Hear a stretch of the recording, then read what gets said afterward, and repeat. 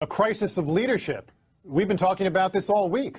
But what if there was some sort of outer space crisis? An alien invasion sounds crazy, perhaps, to all this. I'm a big fan of the original Star Trek series, and it was only when, there were alien civilizations that seemed to challenge the Earth that you found that the Earth got its act together for the kind of global governance that all the visionaries say we need that if we're going to deal with climate change, if we're going to deal with all the modern issues, global finance, where the sovereignty of individual nations is actually a political barrier to solving these big problems. So perhaps we need some outside universal threat. I occasionally think how quickly our differences worldwide would vanish if we were facing an alien threat from outside this world.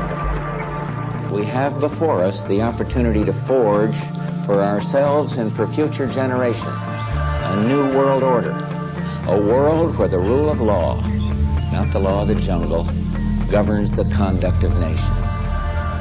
When we are successful, and we will be, we have a real chance at this new world order.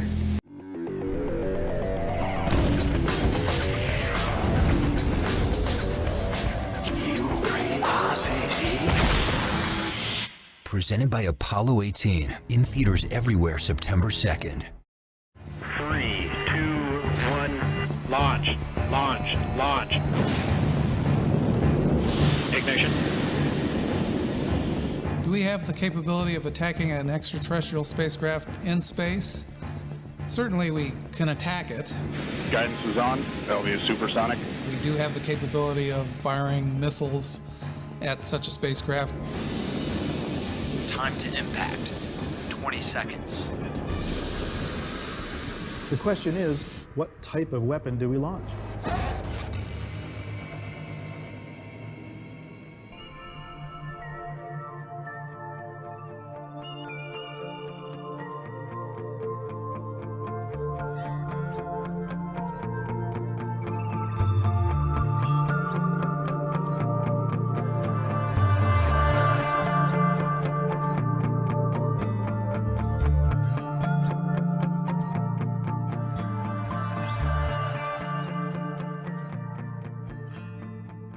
Think you are and what you can do.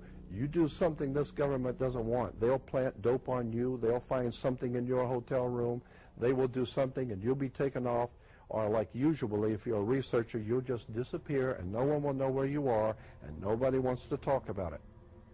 I'm saying we better wake up and find out we're in trouble.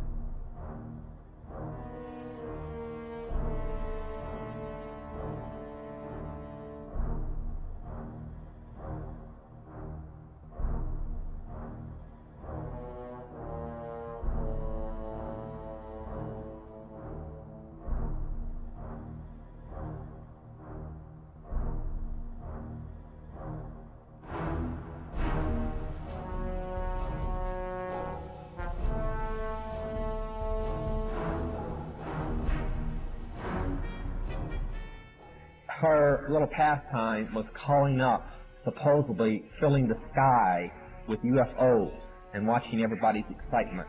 And some of the most outstanding sightings were in the early 70s in Ohio. And she used to laugh about it because she'd be standing in a circle out in the field somewhere calling up demons. And that's all they were angels of light playing games in the sky. Remember, a demon, get the little spooky picture. There are a fallen angel, an unclean spirit. They can assume any form or go into anything. But they can assume forms including spacemen or solid objects like flying saucers or so on. That's why when they appear on the radar scope and a jet gets up there, they vanish right in front of the palisade because they're nothing but a spirit.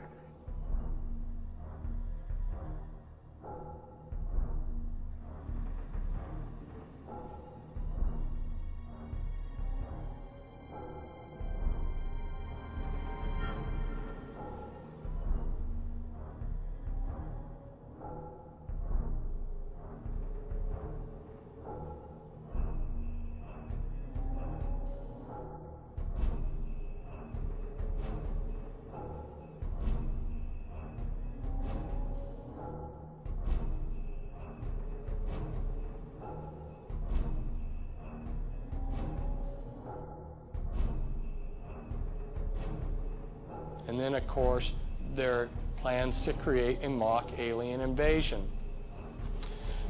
I have talked briefly on the radio for Prophecy Club about the flying saucers. Somebody very high up in the New World Order who was brought to Christ by a close friend of mine has talked about piloting the flying saucers.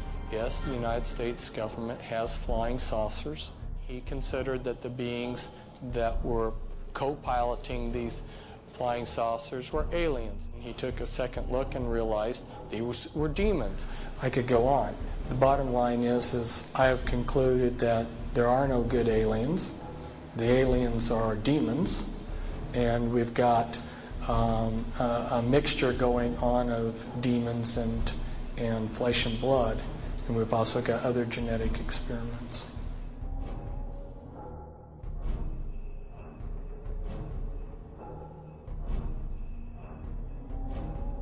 I'm just giving you a tiny sampling of how sophisticated this programming really is. Satan has really outdone himself. And they have a program for infiltrating the churches. And anyone who is a Christian minister is going to be singled out and targeted.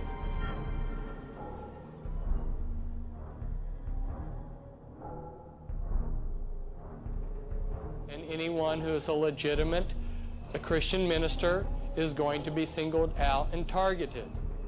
Basically, the consensus of opinion of these guys is there are two kinds of UFOs. There are top secret government craft, and there are satanic manifestations, demonic, okay?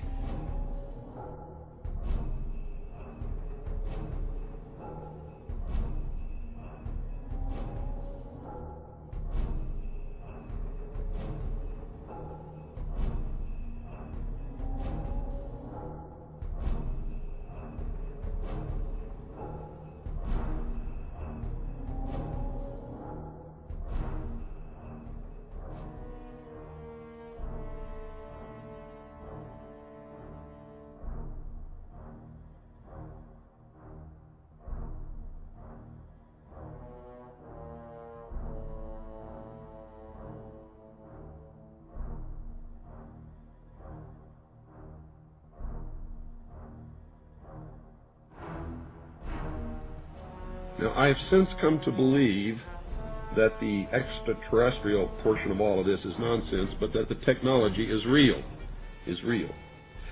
I believe that many of us were shown these documents over the years so that later we would talk about it. I mean, how can you keep the existence of extraterrestrials, if they were real, a secret? And how could anyone keep quiet knowing that they had seen documentation, official government documents labeled top secret, that expressed that these extraterrestrials were real and had visited this earth? I wanted to know just how true all of this was, and I began a program of research to find out if extraterrestrials were real. What I discovered was amazing. What I discovered, ladies and gentlemen, is that there has been a plan in existence since about 1917, and probably before that, to create an artificial extraterrestrial threat to this earth in order to create a one-world totalitarian socialist government. Experiments have been proposed to test the credibility of an out-of-our-world invasion threat. And it continues on another page. Nevertheless, an effective political substitute for war would require alternate enemies, some of which might seem equally far-fetched in the context of the current war system. It may be, for instance, that gross pollution of the environment can eventually replace the possibility of mass destruction by nuclear weapons as the principal substitute for war. Are you beginning to get the message, folks?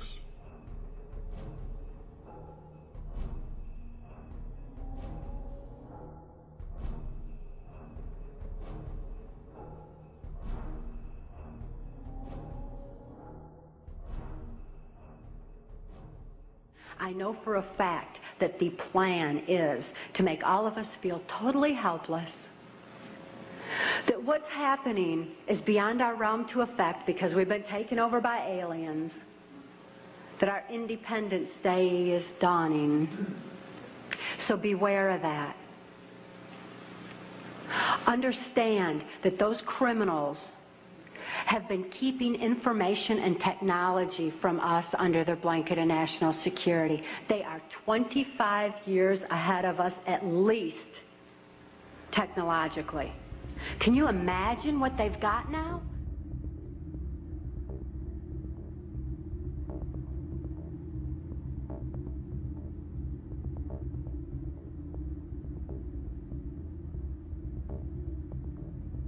The logo of the X-Files is the truth is out there.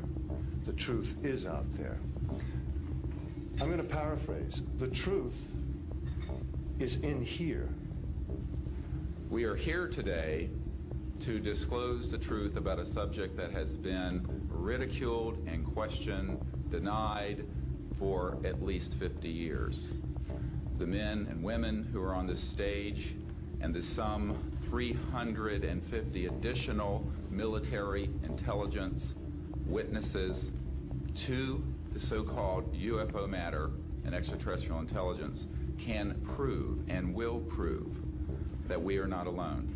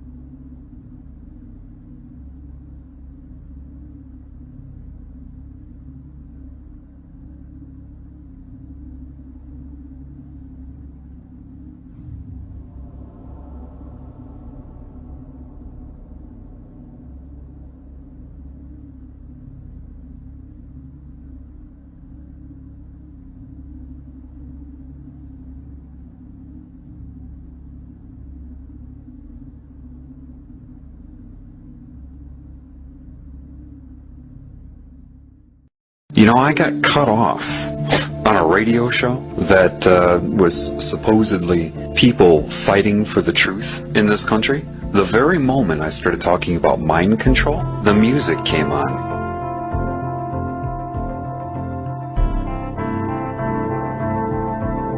You must assess this world with truth. You must be as a child, meaning pre-programming. That's part of what entering heaven as a child means. You have to be honest with yourself about this world. You're told right off the bat you're on Earth. How do you know? Why? Because other humans tell you that? They've told you that's where you are, that this is life, the food chain is normal, biology says so. How do you know that? You're trusting everything you've been told. If your instinct, which is valid, tells you that doesn't make sense, you're right. That's what building your house in a rock means. You must know thyself.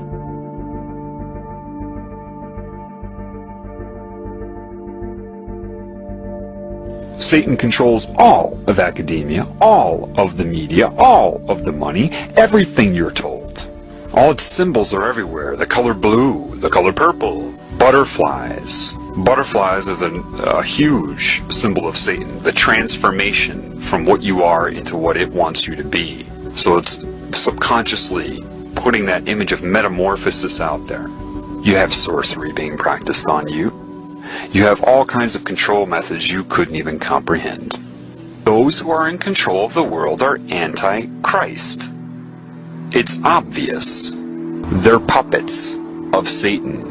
The Antichrist consciousness and control system here was already there back then. The Antichrist, or diseased cancerous consciousness, is what murdered him then, and it has risen since. Understand that. That's what happened. And they can argue it all they want. It's what they do. That's why they argue. That's all they can do, is argue. And eventually they can't answer questions anymore, so they just talk over you. Or, I love this one, you're crazy, you need some therapy. Generally, the people that run the world will come off as the nice ones. Everything they'll say about their group is always going to be, of course, nice, and anybody who says anything against their group is, of course, insane. The implication is they're insane, and the group will always be nice about it. You know, I care about you. You seem to be having some mental problems. You might benefit from some therapy. And you create this fraudulent pseudoscience they call psychology, and you indoctrinate the public into its credibility so that you can draw upon it whenever you are discovered. You witness this all the time, whether you know it or not. You see, in the Bible, they even tell you, watch out for people who give long, extended sermons for praise and their outer persona. It's right in there. But with mind control, people cannot allow themselves to see their primary agenda. They absolutely require you to feel responsible for whatever they have done to you. They need you to be ignorant of the extra-dimensional influence. Because if you're ignorant of that, you will blame everything on yourself. What they do is make you default the best they can.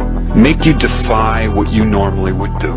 They do all the shit through you, pervert you, corrupt you, your character, basically, get all the other characters to hate you if possible, and then use what they've done to and through you against you. Satan isn't stupid.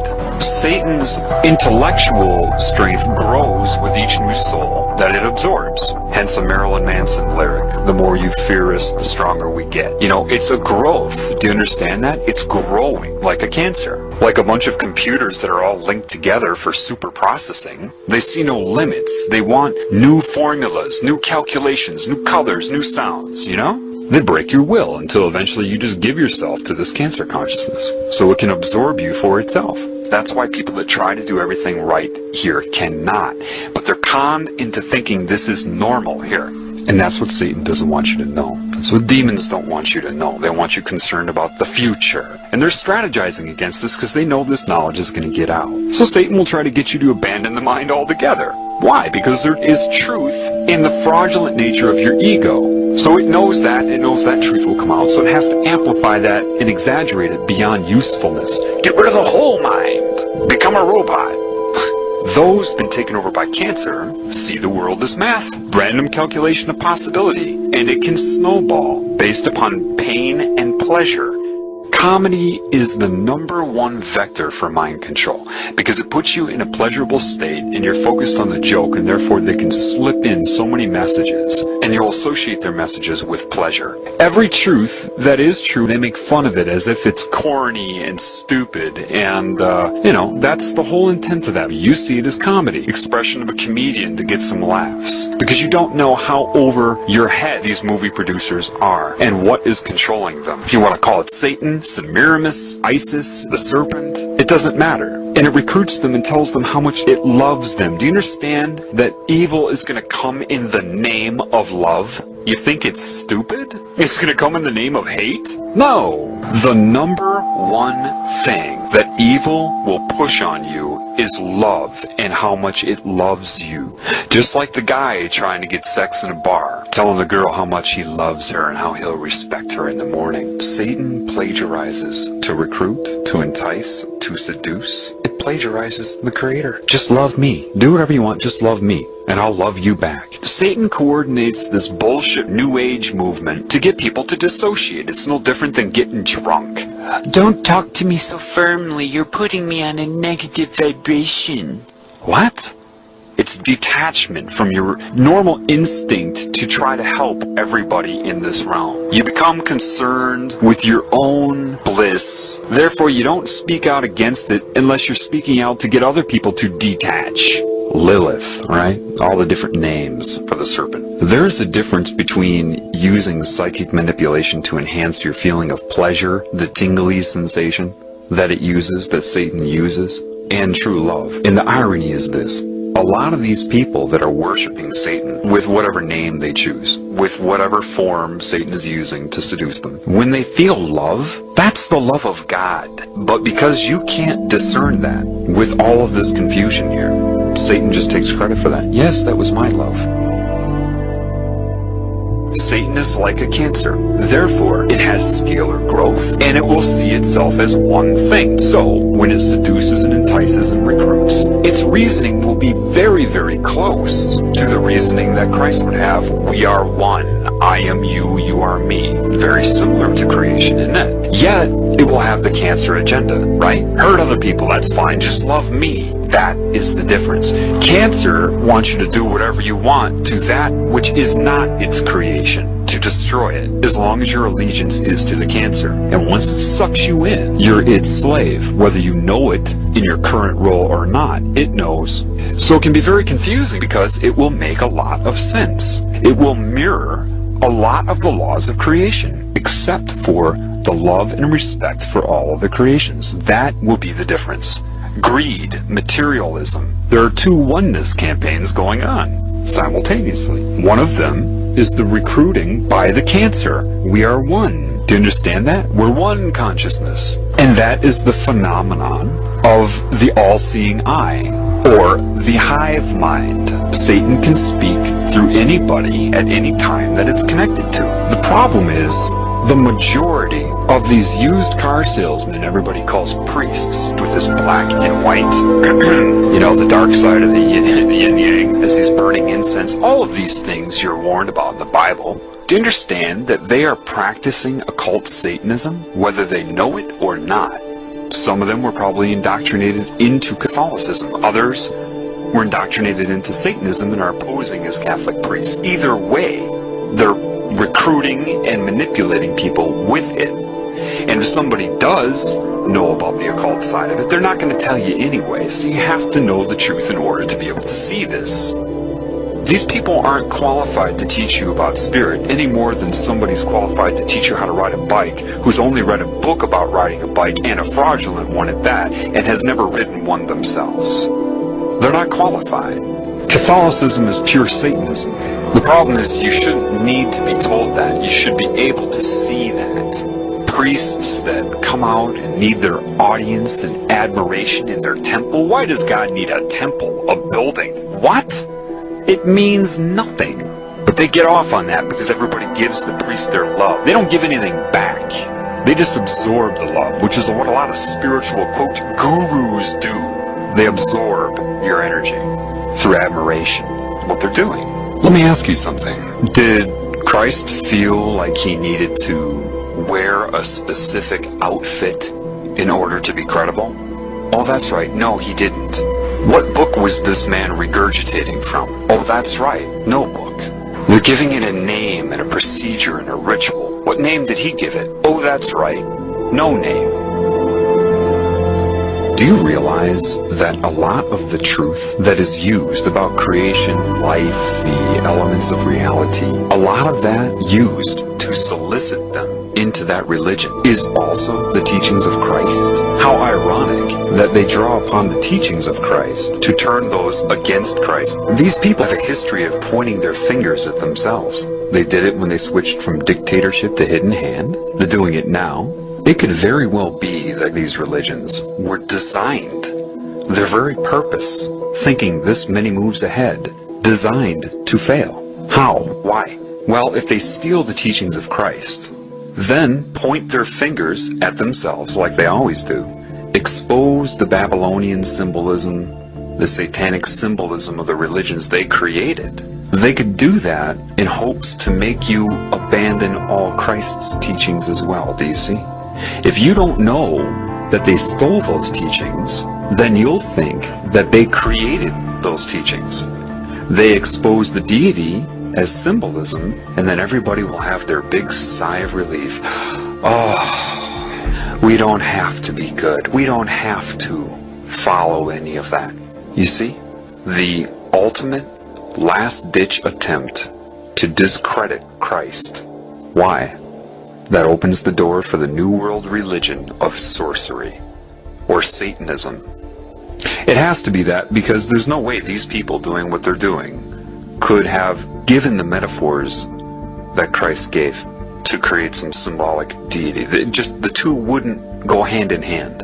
It really, from what I've been learning, what I've seen, they stole his teachings to draw people into both Christianity and Satanism. Then they're going to point the finger at the symbolism of Christianity and other religions so that people release all of the teachings of Christ, thinking it was a fraud, for the final entrapment.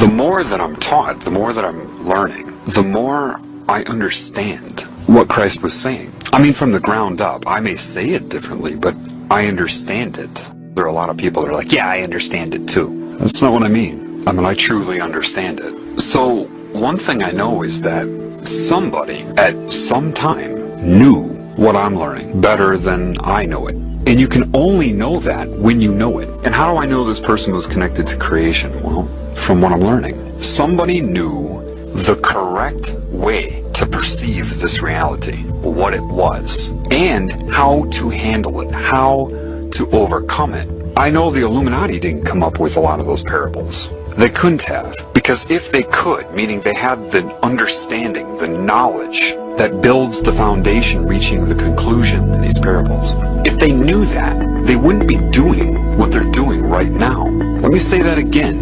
If these people that created religion knew and understood the meaning behind those parables, they would not be doing what they're doing right now. Therefore, I know that somebody knew outside of this control system. So, by deduction, based upon what I know, the man existed. I can only infer that they stole the teachings of this man to sell this pagan worship of Satan. Why did he keep his mouth shut when they questioned him? A, they didn't want to know the truth, and B, they weren't going to give him 2 weeks to try to lead him to the truth. Therefore, he couldn't answer the questions. He just kept his mouth shut. And he knew they were all under demonic mind control. Forgive them, they know not what they do.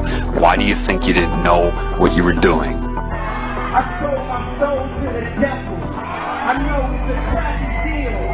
This it came with a few toys like a Happy Meal. That's how I got introduced to the music industry. I swear I wanted to be like the Amy Grant of music. Yeah. But it didn't work out, and so I sold my soul to the devil. Why do you still do it? Why are you still out here?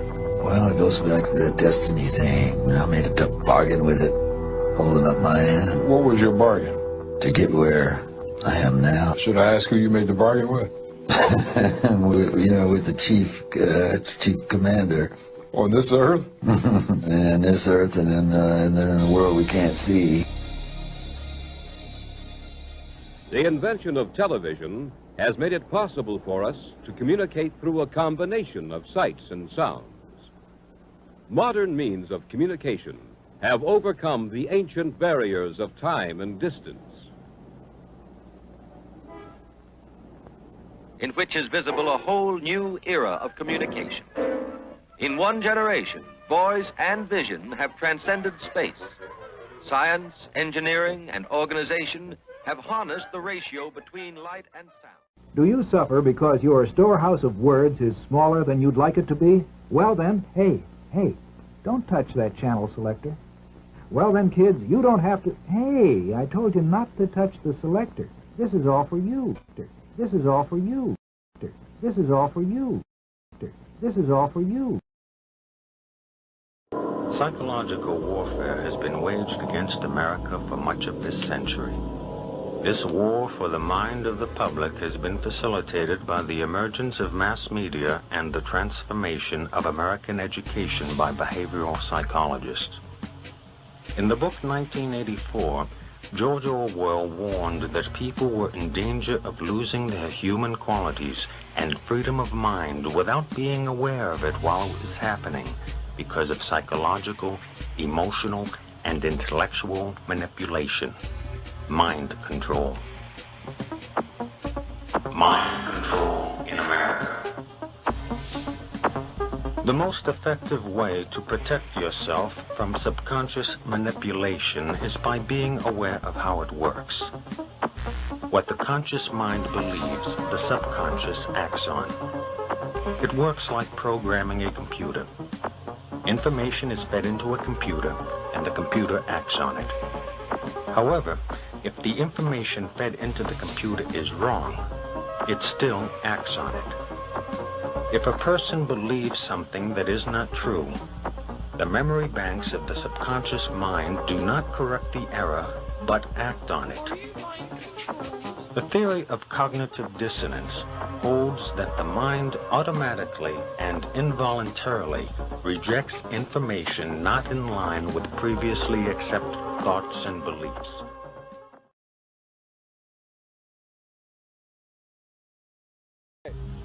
Watching television often produces an altered state of consciousness. Though not consciously perceived, the television screen, while appearing static, actually flickers. Any repeating light or sound pattern can lead you into an altered state. A hypnotist uses pattern speech by varying the pacing and inflection of his voice to induce this state of mind in his subject. It is in this state of mind where one is the most receptive to mental programming. Whether or not the information takes hold in the mind depends on two factors: trust in the source of the information and repetition of the message. Trust in the source of the information induces acceptance of the message as true, even if it is not understood. Repetition of the message embeds it in the subconscious so that acceptance of its truth and accuracy becomes a conditioned response. Thus, this information will be accepted as true without thinking about it whenever it is presented again. Get ready to read all these words on this page without making a mistake. Look at the letter at the end and remember the sound it makes. Get ready. Kite. Yes, kite. Get ready to read this word the fast way. Get ready. Kid. Yes, kid. Sound it out. Get ready. Kid. Sound it out. Get ready. Kid. What word? Kid. Yes, kid. Boys and girls, sound this word out. Get ready. Steel. What word? Steel. Yes, steel. Read these words the fast way. Get ready. Playing. Yes, playing. Get ready. Must. Yes, must. Let's read these words the fast way without making a mistake. Get ready. Kite. Yes, kite. Get ready. Kit. Yes, kit. Get ready. Steel. Yes, steel. Get ready. Playing. Yes, playing. Get ready. Must. Yes, must. Boys and girls, get ready. Kite. Yes, kite. Get ready. Kit. Yes, kit. Get ready. Steel. Yes, steel. Get ready. Playing. Yes, playing. Get ready. Must. Yes, must. Boys and girls, pick your reader up. Americans are asking, why do they hate us? They hate what they see right here in this chamber, a democratically elected government. Their leaders are self-appointed. They hate our freedoms, our freedom of religion, our freedom of speech, our freedom to vote and assemble and disagree with each other.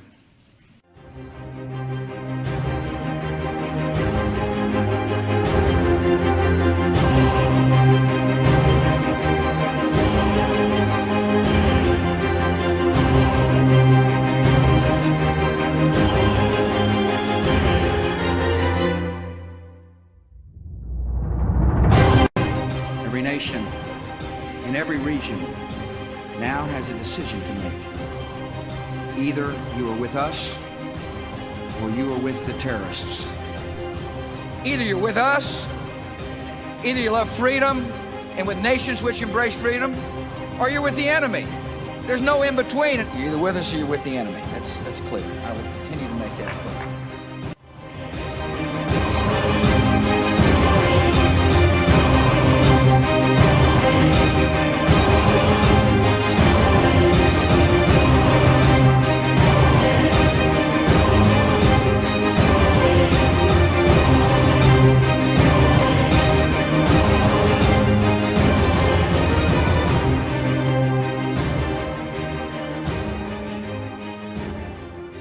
We have an obligation to every last victim of this illegal aggression because all of this carnage has been done in our name. Since World War II, 90% of the casualties of war are unarmed civilians, a third of them children. Our victims have done nothing to us. From Palestine to Afghanistan to Iraq to Somalia to wherever our next target may be, their murders are not collateral damage. They are the nature of modern warfare. They don't hate us because of our freedoms. They hate us because every day we are funding and committing crimes against humanity. The so-called war on terror is a cover for our military aggression to gain control of the resources of Western Asia. This is sending the poor of this country to kill the poor of those Muslim countries. This is trading blood for oil. This is genocide, and to most of the world, we are the terrorists. In these times, remaining silent on our responsibility to the world and its future is criminal. And in light of our complicity in the supreme crimes against humanity in Iraq and Afghanistan, and ongoing violations of the UN Charter and international law, how dare any American criticize the actions of legitimate resistance to illegal occupation? Our so-called enemies in Afghanistan, Iraq, Palestine, our other colonies around the world, and our inner cities here at home are struggling against the oppressive hand of empire, demanding respect for their humanity. They are labeled insurgents or terrorists for resisting rape and pillage by the white establishment, but they are our brothers and sisters in the struggle for justice. The civilians at the other end of our weapons don't have a choice, but American soldiers have choices. And while there may have been some doubt 5 years ago, today we know the truth. Our soldiers don't sacrifice for duty, honor, country. They sacrifice for Kellogg, Brown, and Root. They don't fight for America, they fight for their lives and their buddies beside them because we put them in a war zone. They're not defending our freedoms. They're laying the foundation for 14 permanent military bases to defend the freedoms of ExxonMobil and British Petroleum. They're not establishing democracy. They're establishing the basis for an economic occupation to continue after the military occupation has ended. Iraqi society today, thanks to American help, is defined by house raids, death squads, checkpoints, detentions, curfews, blood in the streets, and constant violence. We must dare to speak out in support of the Iraqi people who resist and endure the horrific existence we brought upon them through our bloodthirsty imperial crusade. We must dare to speak out in support of those American war resistors, the real military heroes who uphold their oath to defend the Constitution of the United States against all enemies, foreign and domestic, including those terrorist cells in Washington, D.C., more commonly known as the legislative, executive, and judicial branches. Frederick Douglass said, "Those who profess to favor freedom and yet depreciate agitation are people who want crops without plowing the ground. They want rain without thunder and lightning. They want the ocean without the roar of its many waters." The struggle may be a moral one, or it may be a physical one, or it may be both, but it must be a struggle. Power concedes nothing without a demand. It never has, and it never will. Every one of us must keep demanding, keep fighting, keep thundering, keep plowing, keep speaking, keep struggling until justice is served. No justice, no peace. No justice.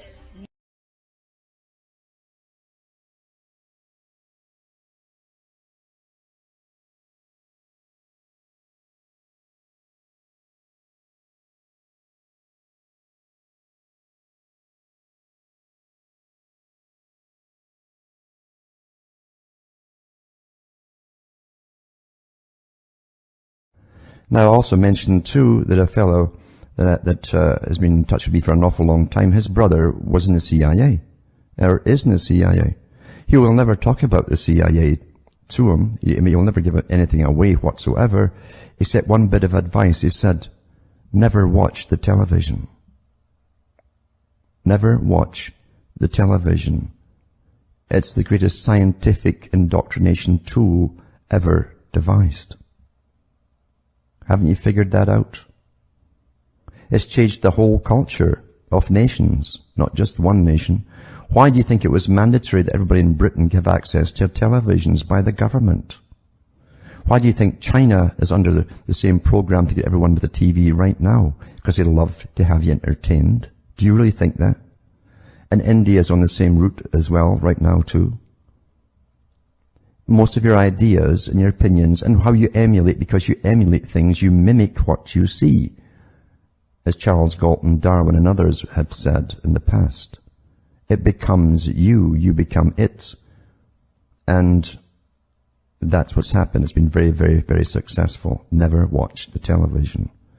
You can't watch a movie unless you do it critically. If you watch it critically, not there to enjoy it. Remember what they say, it's your emotions that get you on.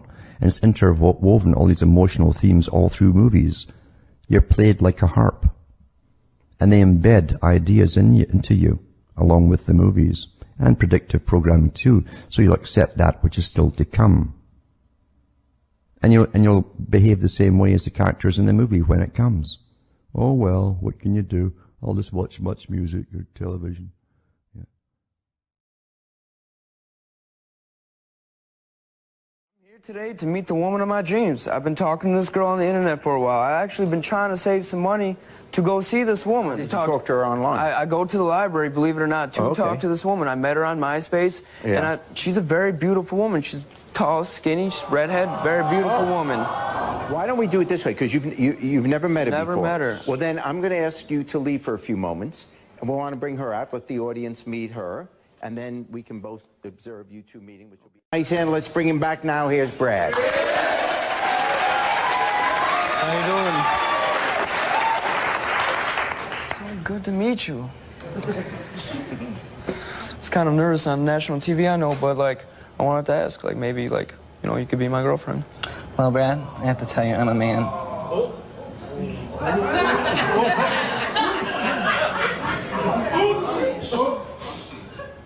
I'll try anything once. So, in his book, from the book Behold the Pale Horse, written by William Cooper, a former naval intelligence officer, in regards to a document concerning the American public, it states, diversion is the primary strategy. The simplest method for securing silent weapons and gaining is to keep the public undisciplined and ignorant of basic system principles while keeping them confused. And this is what these reality shows are doing. Confused about gender, confused about political, confused about your role. You understand what I'm saying? Confused about religion, confused about politics. It says keep them confused, disorganized, and distracted with matters of no real importance. Whereas the media, MEDIA, which stands for Multi-Ethnic Destruction in America, or Maniac European Devils in Action, keeps the adult population's attention diverted from real social issues and captivated by matters of no real importance. It goes on to say, the schools are keep the young public ignorant of real mathematics, real economics, real law, and real history. One of the things that surprises a lot of people, and it shouldn't because it's publicly known, is that our education system is not about educating as much as it is about socializing. Like the duckling in the chicken yard. If you take that duckling and raise it with the chickens, it's going to be imprinted, it's going to behave like the chickens. And in that very real sense, we perpetuate this. The danger is we don't just perpetuate it, we don't just enculturate it, but it's the only sane way we see to raise our children. And the result is there's no escaping it. C.S. Lewis said, when training, which is Skinner, Pavlov, beats education, civilization dies.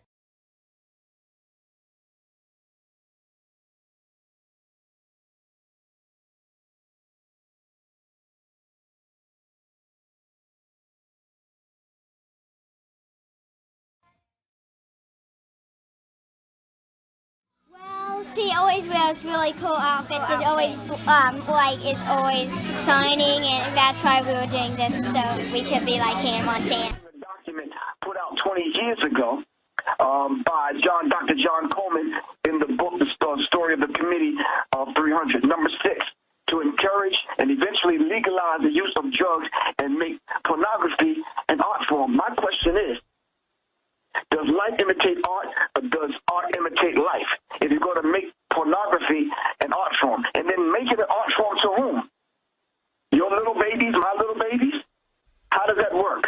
It was like a nightmare. I was down in Galveston 2 weeks ago on a vacation, and the last day I was there, a convention of cheerleaders came, but it was little kids at a competition, and there were like 10-year-olds dressed like prostitutes everywhere, and they were being rude to my daughters because they thought they were there for the competition. And I mean, it was freaking me out. In fact, we even came home a day early. I mean, people are training their daughters to be whores. Wow.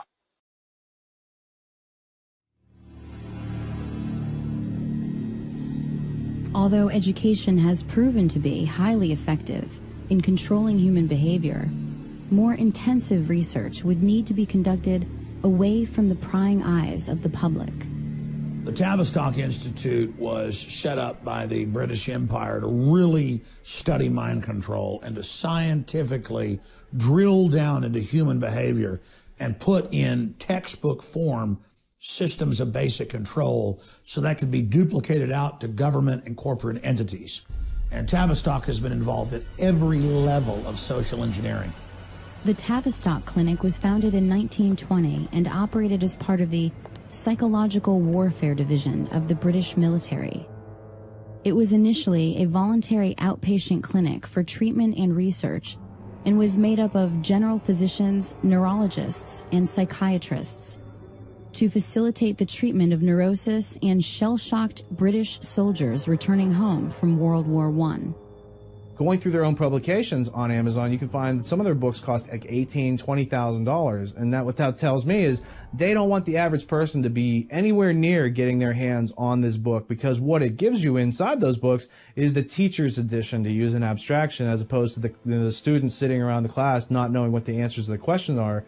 There's a group of people who are being given the answers to all the questions about how we act, react, and how we've been understimulated with curiosity in order to make us more subordinative. Entertainment is kept below the 6th grade level.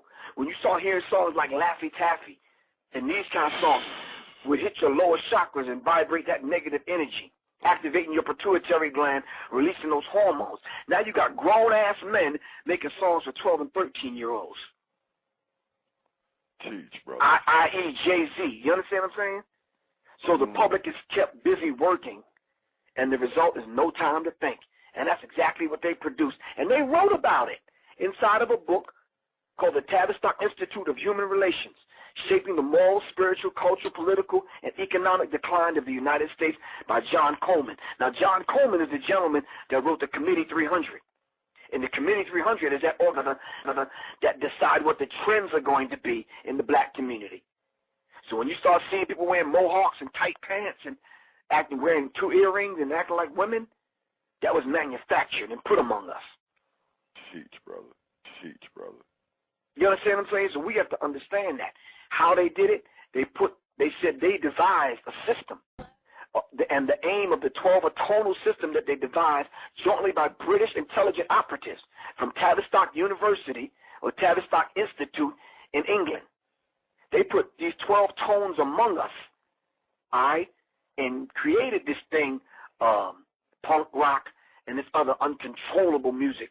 Look up Operation Paperclip and it'll tell you all about it. But Adorno was a system of music that could program the mass music culture capable of eroding the morals of its listeners until they decline to a point where they will totally be degraded by it. And that's what's going on today. The music is bringing us down to an animalistic level, to the point where we don't even care about the art form. We just want a paycheck. Yes, sir. So now it's cool for a Jim Jones to come out talking about nah, nah, nah, nah, nah, and grown folks go for it. You understand what I'm saying? It's cool for these cats to come out with songs talking about I'm stupid, you stupid, we stupid. Why does that appeal to grown men and grown women? Well, that's the thing. It's funny. You said all this stuff about rappers and stuff that I thought was pretty scary. And then it all started coming out in the news right after you said it about how it's a weird sex cult and Illuminati. And now they're all bragging that's what they're in. Yeah, I think now they're trying to make it Well, you say it so much it becomes less important.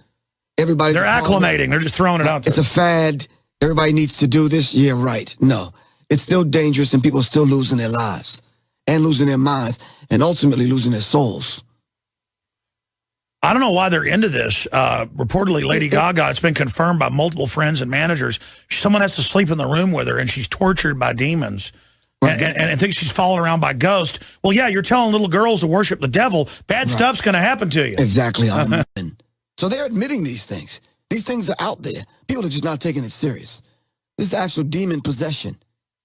And they're going through rituals in front of millions of people in front of our Tony Blair admitted that he falls to the ground every morning and is possessed by the angel of light. This is mainstream news. And he said, yeah, what's the big deal? And flops around on the ground. The devil's called the angel of light. I mean, you can't make this up. No, definitely can't.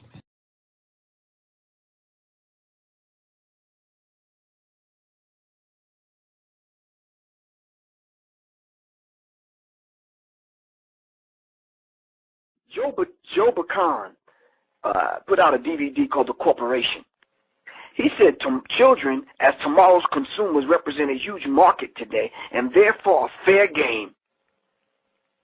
You understand what I'm saying? So they are attacking the children using tones and frequencies. And parents want to see their children happy. We go out and use our credit cards and our hard-earned dollars to make sure our children are happy. So we get the sneakers and the new video games and the new songs that come out and this kind of thing. Thinking that we're making our children happy, we're feeding our children's minds and souls to the wolves.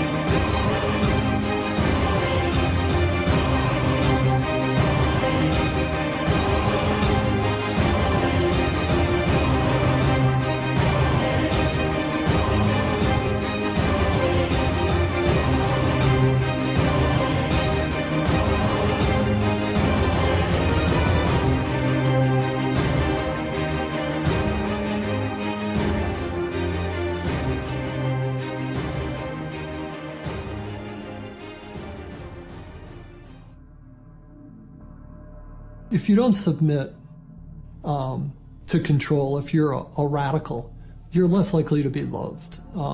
You're not fitting in with society. You're viewed as an outsider.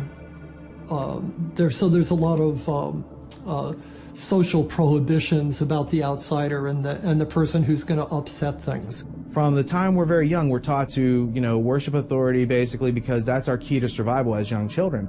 But as adults, we never go through the rites of passage that tell us how to methodically think for ourselves, and thus we're always in a state of extended adolescence. Well, we take all this stuff, whether it's the television or it's the enculturation, the schoolyards, the teachers, we take this whole system, we put it into our unconscious mind. And it is the G-I-G-O that comes out, garbage in, garbage out. We simply, in that computer language, have harnessed our own power by accepting all these beliefs as though they are factual, whether it's the flat earth of Columbus, or it's the idea that I'm not good enough to be or to do something I've dreamed to do. To the degree that the individual loses a sense of what freedom really means for himself, mind control is working. This is the constant battle and the struggle. What does my freedom mean to me? What is it? How deep does it go? How far?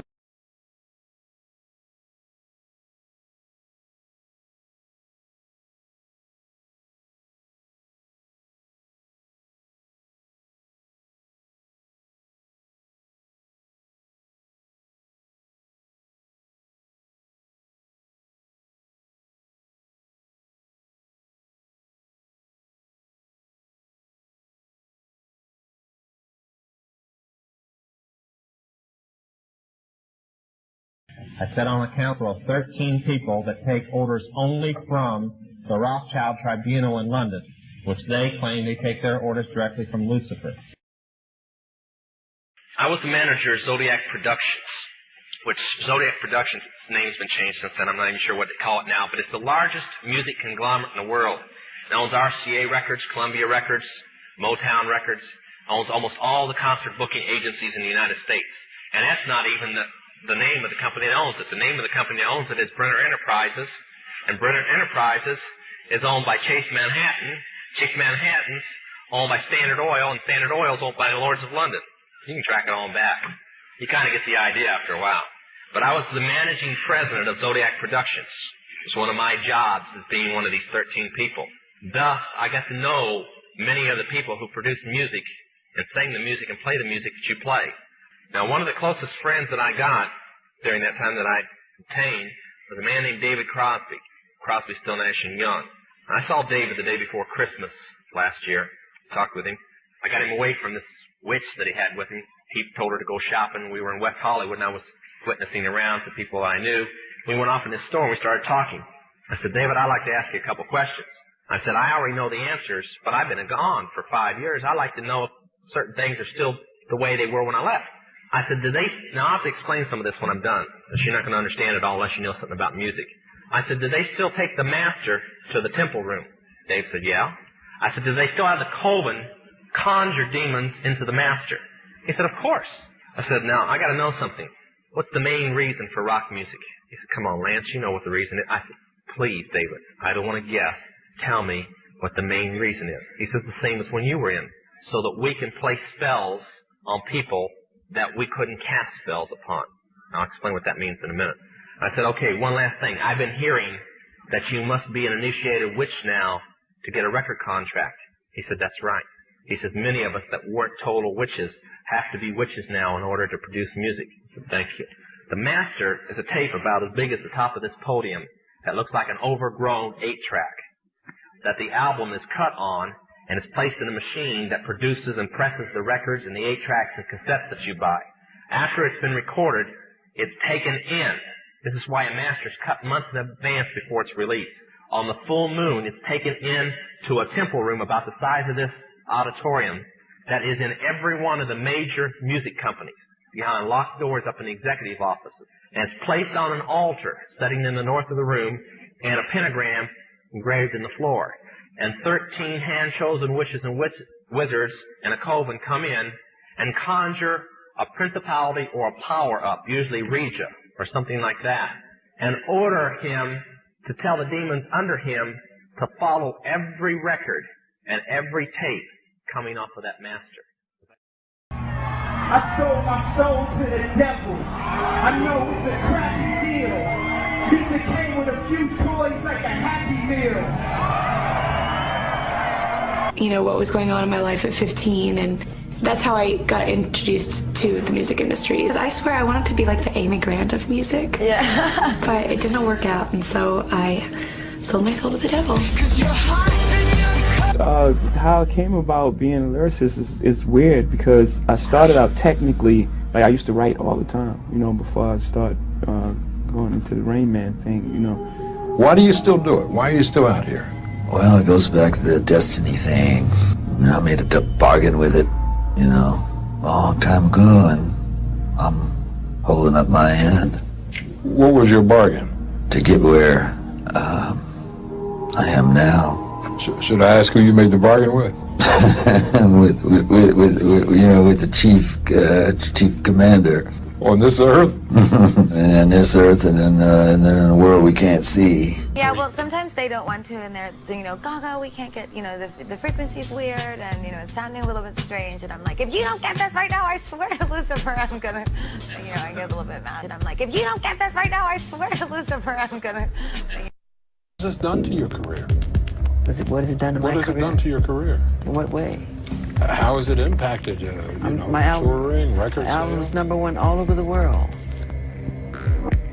All over the world. America's the only one, because I don't want to say too much. But it's not #1 in the United States. It's conspiracy, yeah. I don't want to say too much. I'm done. I don't want to say much because I'm hurting. I'm really hurting. I had to ask some friends because I was hearing a lot about her, and so they told me, you know, who she was and what she was doing. And I come from the school that thought there's just some things that the public just shouldn't know. You know what I'm saying? Like things that happen between two people, a wife and a husband, girl.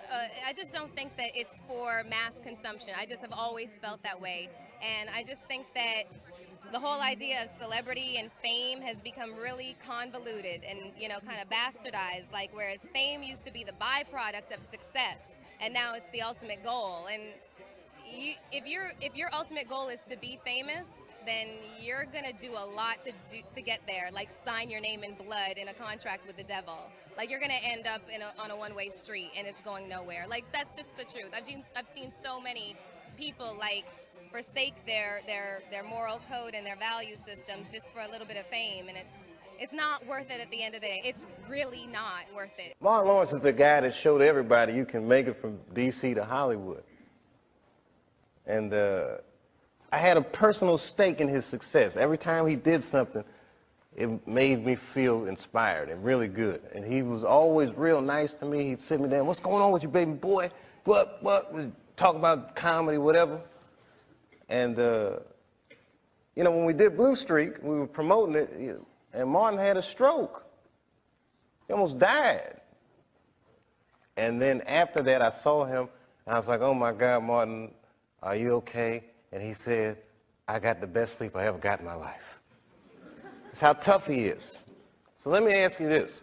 What is happening in Hollywood that a guy that tough will be on the street waving a gun, screaming, they are trying to kill me? Yeah. What's going on?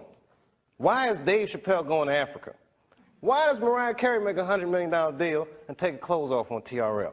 A weak person cannot get to sit here and talk to you.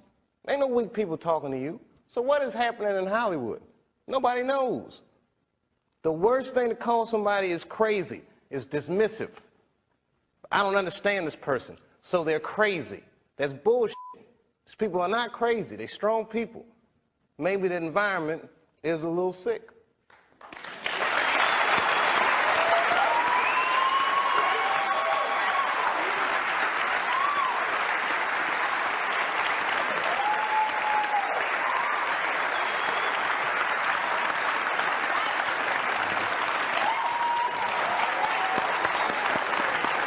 some of us are against the Illuminati, and we are against the Illuminati at our own detriment.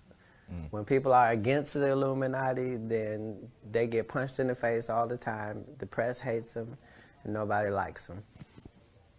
End quote. We all love Dave Chappelle. Exactly. Dave Chappelle has never been a part of the Illuminati. They don't want him or me or people like us. Yeah. But now it's not necessary for us to store up that hornet's nest unless we intend to get stung 1,000,000 times. I didn't understand that. They had to sting me 1,000,000 times. Right. I'm still not going to join, but I respect it a little more. All right. You're managed by the company, and this surprised me. I only found this out. You're managed by the company. You look after S Club 7, you used to look after the Spice Girls, Simon Fuller. Have they tried to mould you in any way, though, if people ask you to do things to change the way you look or speak or behave? Yeah, one of them tried to mould me into a big triangle shape, and I went, no. Nah, you know, I've got my own style. Would you like me to show them how the sign of the curse works? Sign of the curse? Completely different. How does it go? No, not at you people out there in the audience, but this is the difference. Aim it toward Red China, would you? This is the sign of the horns, a curse sign, the 2 fingers extended. This way, spread apart for sort of shotgun blast, you know, all over.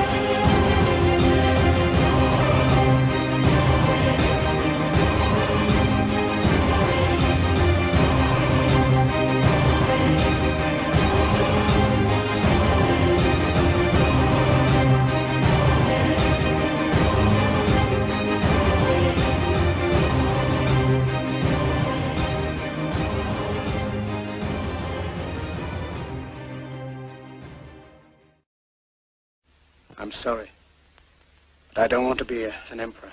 That's not my business. I don't want to rule or conquer anyone. I should like to help everyone if possible. Jew, Gentile, black man, white. We all want to help one another. Human beings are like that. We want to live by each other's happiness, not by each other's misery. We don't want to hate and despise one another. In this world, there's room for everyone, and the good earth is rich and can provide for everyone. The way of life can be free and beautiful, but we have lost the way. Greed has poisoned men's souls, has barricaded the world with hate, has goose-stepped us into misery and bloodshed. We have developed speed, but we have shut ourselves in. Machinery that gives abundance has left us in want. Our knowledge has made us cynical, our cleverness hard and unkind. We think too much and feel too little. More than machinery, we need humanity. More than cleverness, we need kindness and gentleness. Without these qualities, life will be violent, and all will be lost. The aeroplane and the radio have brought us closer together. The very nature of these inventions cries out for the goodness in men, cries out for universal brotherhood, for the unity of us all. Even now, my voice is reaching millions throughout the world, millions of despairing men, women, and little children, victims of a system that makes men torture and imprison innocent people. To those who can hear me, I say, do not despair. The misery that is now upon us is but the passing of greed, the bitterness of men who fear the way of human progress. The hate of men will pass, and dictators die, and the power they took from the people will return to the people. And so long as men die, liberty will never perish. Soldiers, don't give yourselves to brutes, men who despise you, enslave you, who regiment your lives. tell you what to do, what to think, and what to feel, who drill you, diet you, treat you like cattle, use you as cannon fodder. Don't give yourselves to these unnatural men with machine minds and machine hearts. You are not machines, you are not cattle, you are men.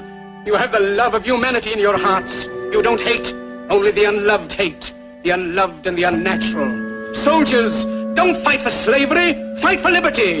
In the 17th chapter of St. Luke it is written, the kingdom of God is within man, not one man nor a group of men, but in all men, in you. You, the people, have the power to create machines, the power to create happiness.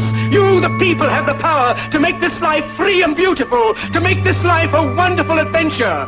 Then in the name of democracy, let us use that power. Let us all unite. Let us fight for a new world, a decent world, that will give men a chance to work, that will give youth a future and old age a security. By the promise of these things, brutes have risen to power, but they lie. They do not fulfill that promise.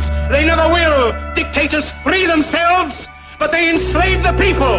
Now let us fight to fulfill that promise. Let us fight to free the world, to do away with national barriers, to do away with greed, with hate and intolerance. Let us fight for a world of reason, a world where science and progress will lead to all men's happiness. Soldiers, in the name of democracy, let us all unite!